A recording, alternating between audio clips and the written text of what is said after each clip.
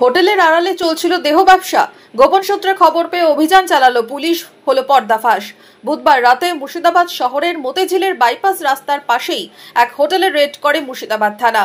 Police সূত্রে জানা গেছে, অভিযানে ঘটনাস্থল থেকে উদ্ধার করা হয়েছে 3 মহিলাকে, যারা বহরমপুরের বাসিন্দা। পুলিশের দাবি, জিজ্ঞাসাবাদে 3 মহিলা স্বীকার করেছেন হোটেল মালিক তাদের এই কাজে যুক্ত হতে বাধ্য করে। গ্রেফতার করা হয়েছে 2 জনকে, যাদের মধ্যে রয়েছে দৌলতাবাদের বাসিন্দা হোটেল মালিক। বাজেয়াপ্ত করা হয়েছে বেশ কিছু সরঞ্জাম। পুলিশ প্রশাসন থেকে কঠোর কারবাই মুর্শিদাবাদ পিএস অনেক রেড করেছে গত 3-4-5 মাস ধরে। সেজন্য অ্যাক্টিভিটি অনেকটাই কমেছে, কিন্তু লুকিয়ে ছুপিয়ে কিছু কিছু হোটেলে চলছে। যখন আমরা খবর পাই আমরা রেড করি। হেফাজতে চেয়ে বৃহস্পতিবার ধৃতদের লালবাগ কোর্টে পাঠায় পুলিশ।